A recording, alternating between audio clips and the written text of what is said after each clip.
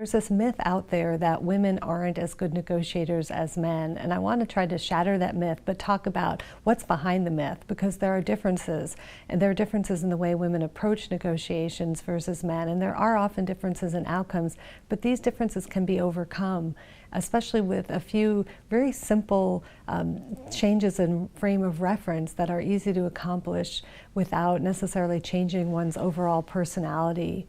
If you think about negotiation in its broadest sense, we're negotiating all the time. The most accepted scholarly definition of negotiation is that it's a mutual decision-making process to allocate scarce resources.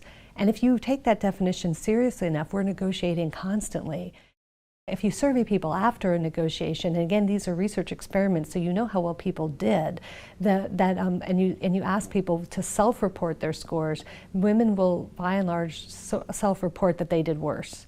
And that feeling matters, because even though you might say it's all in your head, well, a lot of things are in our head, and that makes them real, that makes them consequential. And if you go through life feeling like you're not good at something, you're going to avoid doing it.